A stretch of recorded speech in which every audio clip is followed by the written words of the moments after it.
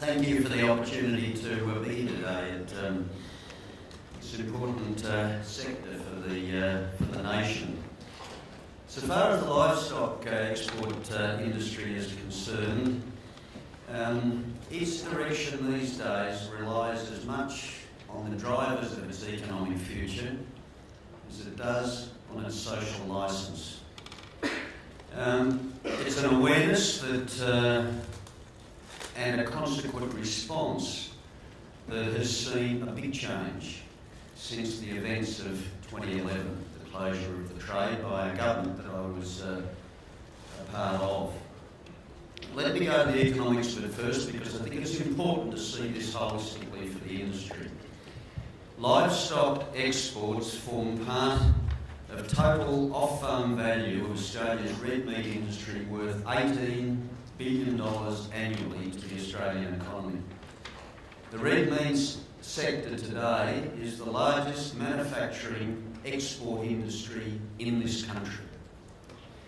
Our livestock exports are approaching $2 billion of that part of the equation. So in terms of the totality, small part, but the trajectory and the growth has been quite significant. And in the live trade, Australia is the largest global supplier of the animals in the three main categories: beef, sheep and goats. Australia's consolidated pastoral company is one of those that's investing heavily in the supply chain outside of this country, one of a number.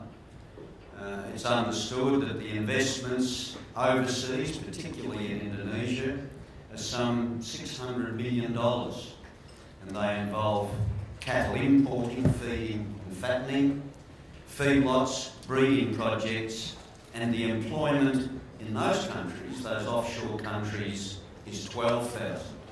That's on top of what the live export industry is responsible for employment here, 10,000, and mostly in regional Australia and particularly the top end. So I make the point that it is a significant part of what is a major industry and employer and exporter for this country. But as significant as the economic contribution is, it's not just enough for us anymore to focus on supply and demand, the issues of competitiveness and the issues of just opening up markets, because the social licence is as critical now to us as our economic licence. Good animal welfare outcomes do represent good business. The industry has recognised that, but what's happened in recent years in particular is communities increasingly have demanded a greater discharge of the social licence that we are entrusted with. It was 2011 that brought the need and dramatic change, the wake-up call, if you like, to us. But it's not just the live export sector that's been caught up in the social licence related issues. Take the banks, for example, one of the most heavily regulated industries in this country, but their behaviour, and in particular certain behaviour by them, has seen increasing community disquiet and pressure for more control, more regulation in different forms. Take the greyhound industry here in New South Wales. That saw immediate outrage to the examples of abuse. It saw an immediacy of political response, just as there was an immediacy in 2011 in the live trade, but it was seen as an overreach. But the fact that the back-off in terms of the ban has occurred doesn't mean it's an industry that's immune from having to deal from this problem. And in your own processing sector, there have been recent examples, most notably the Echuca Meatworks. So this is not something that's unique to us, but what I hope to do today is to share some of the experience we've had in dealing with it and what all industries that are confronted with this need to develop by way of their own strategy. For our part, we've made a commitment to no fear, no pain objective in relation to the animals under our control. That commitment doesn't stop once the animals are on the vessel, once they've left the shore, or once they've got off the vessel at the other end. The responsibility now, as a result of the consequences post-2011, is that the responsibility for the exporter is now for the animal right up until the point of slaughter. No other country that exports live is required to meet that obligation, but it is a factor that's come out of the response to 2011. Our practices, according to the international welfare body, the OIE, the World Organisation for Animal Health, their view is that Australia has become the world leader in animal welfare practices in the trade. As an industry, we're committed to embed transparency and systematic accountability into our supply chain systems.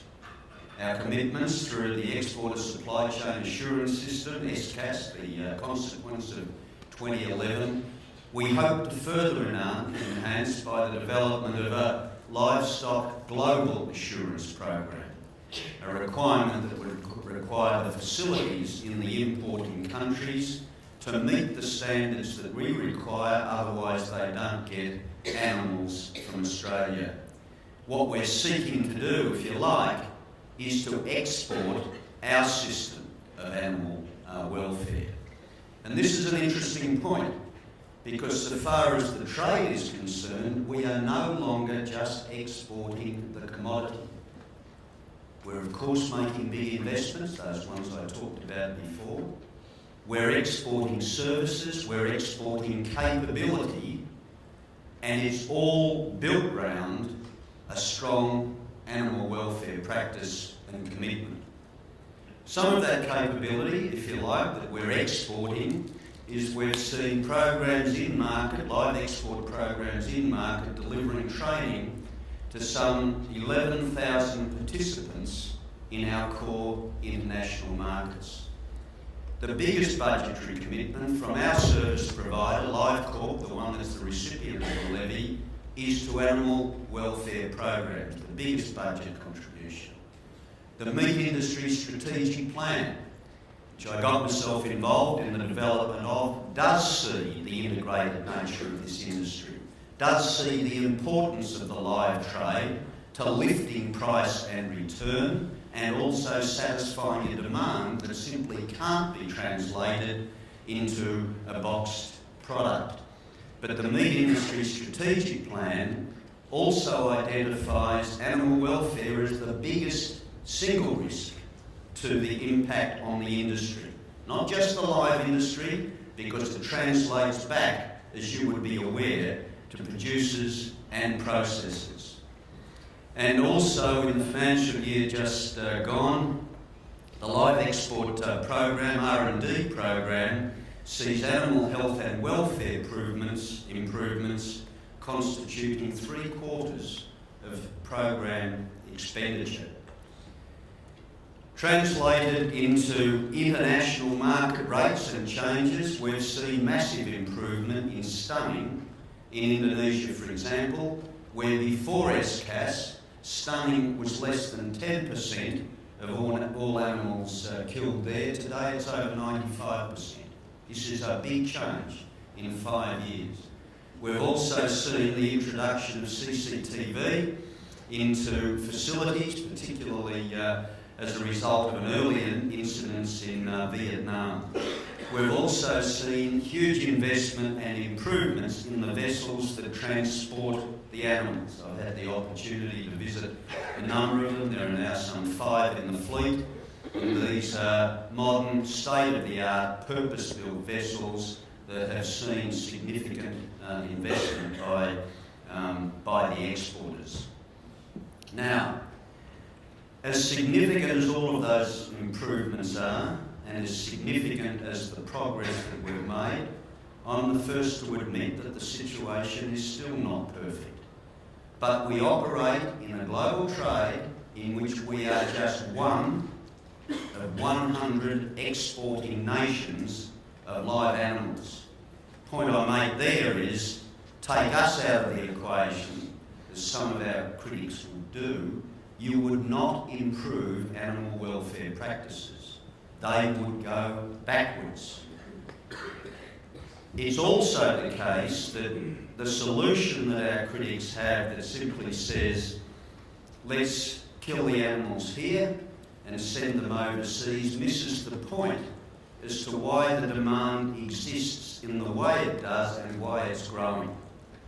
With the growth in middle class incomes in Asia, particularly in Southeast Asia and the markets with which we trade, and this is something I've had to deal with in circumstances of trade policy in another guise, but with the growth in demand of low to middle income earnings, so too grows the demand for protein. That's why there is big growth in meat and red meat and dairy, and it's why Australia is going to be a beneficiary from that. But we've got to be prepared to grasp it in all of its forms. The reason that there's not the translation or the transferability of live to boxed so easily is because of cultural and religious reasons that exist there, particularly around the festivals of Eid in Islamic countries, but also, quite frankly, there's the lack of the physical infrastructure. They don't have the refrigeration, supermarkets and everything that goes with it. Many of you may have visited the wet markets over there to see how the product is presented and sold. Sold hot, slaughtered at midnight, sold at 5 in the morning. So, what I'm reinforcing here is the demand exists. Australia's in a unique opportunity, in a unique position to take opportunity from it, but Australia as the world leader, but not perfect yet, in terms of animal welfare practices, is the space in which we should continue to improve.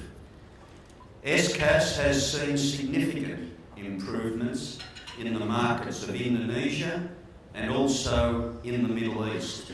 We do still have problems in the case of Vietnam and Malaysia recently with goats, but we've taken steps to try and address those. Our approach has been built around 3 fundamental principles that I think are important to it. One is certainty, and that's a commitment to us as an industry identifying measurable risk ranges and strengthen supply chain transparency and traceability. Now this not only is SCAS, it's where we're trying to go with LGAP, the Livestock Global Assurance Program, which the current government committed to financially contributing to during the last election campaign. But as a consequence of the stunning incident that broke out during the last federal election campaign, we've also made significant new commitments in relation to Vietnam to improve the traceability question and stem the leakage problem that's existing there. The first point, therefore, is certainty and getting the framework right. But just having a good framework isn't enough unless you act upon it when it's breached. And so therefore, the fact that the industry has taken upon itself to report breaches and to act on them and take corrective solutions, I think has been another important part of the journey that we've taken on. Owning the problem, addressing it from the point of view of what the community demands and what industry is capable of, and committing to see that it's carried through. The final point is the pillar around which we're continuing to do this is continuous improvement. The commitment that we have to always looking for more solutions to address the problem and get on top of them. And in that sense, what we've opened up to is a far greater involvement and engagement with key stakeholders. Not just the producers, the processors, which we do through RMAC, which we do through consultations on a regular basis, which we engage with through MLA and the like, and the Peak Industry Council, but also dealing directly with the NGOs and the activist organisations. This hasn't been an easy path because there's a view by some still in our industry that we shouldn't deal with them because they're committed to putting them, if you like, out of business. But this is something that as a board we've come to grips with, and we've commenced a process of engagement to have them in the process recognising that we want genuine contributions, not simplistic solutions or the megaphone statements. None of it's been an easy path for the industry, I have to admit that. In fact, I don't know why I took the job on. I was surprised to be offered it, coming from my background in a government that closed the industry down. But the original concept of what was involved in response to the Indonesian outbreak in 2011 was correct. It was to close the facilities. But the continuing pressure, because that was not seen to be enough, was to close the country. In many ways, that was the overreaction. Likened, if you like, to the Greyhound situation. But the whole purpose of what SCAS is about and where LGAP is headed to is facility-based, and to sanction the facility if it's in breach on a commitment from the industry that we represent to enforce that sanction. So we still have this task of taking the industry down that path. Engagement with our critics, commercial sensitivities, all of those things have meant that it hasn't been easy, but we've been committed to it. Also, the thing that we've learned is rather than vacating the field in terms of communications just to our critics, we've got to tell our story. We've got to be transparent about the dilemmas, the challenges, and our own failings. We've got to be genuine in our efforts to transform international welfare standards and practices, and a commitment to continuous improvement, and be proud to advocate for that. And we've also got to have faith in the framework that we've developed and engage extensively in continuous improvement. These initiatives, this framework is what we're committed to build upon, and we are committed to seeing our strategy fully implemented. Thank you. Thank you very much, Simon. We might get you to hang around and give you guys the opportunity to ask Simon a question or two. If there's one out there, we've got a microphone with the girls at the back there. Does anyone want to start us off? Has anyone got a question for Simon? Geez, you nailed it, mate. You silenced the crowd. Here we go, one down here. Done that. There you go. Here comes your microphone, mate.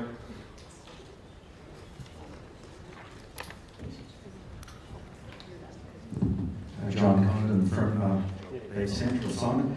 Look, I'm interested to hear, particularly given we have a room full of export meat processors here, does Alec have a view on the prospect, at least, of some live cattle importing countries, the ones particularly that have come to mind are Thailand and Cambodia, in terms of taking Australian cattle for slaughter and re-exporting to other parts of Asia, potentially with some sort of identity connection with Australia? Certainly that sort of process was considered and explored in some detail in Indonesia about 15 years ago with the Oz-Indo concept and branding that developed. You know, how careful does Australia have to be about damaging our brand Australian beef reputation by seeing this sort of process develop? Well, I think it's got to be absolutely focused on not damaging the brand. That I agree with, but I don't think that, and it's not the intention for Australian involvement in Indonesia, for example, to be part of a re-export of processed product. That's not what the investment there is. Cambodia and Thailand you've mentioned, we're not exporting essentially to those countries at the moment because they've run into difficulties. If they want to be part of it, they're going to have to embrace the combination of SCAS and LGAP. But there was too much leakage with the Thai beef across into Vietnam at one stage.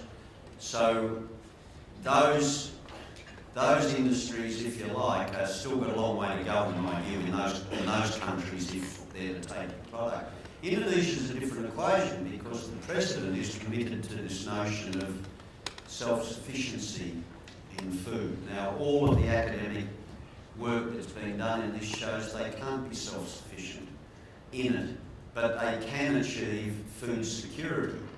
And we've actually been trying to change the language in that sense to say you can only achieve the food security if you do it in partnership with us, because whilst you've got a demand factor and a growth in demand and you've got a beef industry, you don't have the same capability at the moment that we have.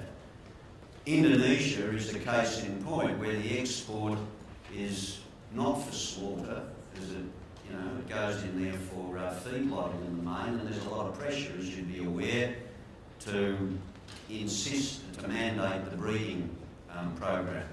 So we've got to be conscious of what it is they're trying to seek, but position ourselves not to, if you like, expose ourselves to a competition unnecessarily, but to show the indispensability of our industry to them in different forms. I've said before that the demand exists whether you like it or not for the live product. There, in the Middle East, in Malaysia and other countries when it comes to goats, the challenge for Australian industry is to respond to that demand but do it in a quality way. A quality that reinforces the brand of us not just being a reliable and safe provider, but increasingly one that is committed to lead the debate on the animal welfare standards. Now that's a hard task because a lot of countries, and you've seen it in terms of the footage, that don't come at it the same way and aren't under the same public pressure in terms of animal standards. So what I hope that we're doing by our commitment to this is to reinforce Australia's brand, not diminish it. Thank you, good question and good answer. Have we got another question out there? Who's got the next one? No? All done, Simon? We can let you go, mate. What about a round of applause to Simon? Thanks so much for your time.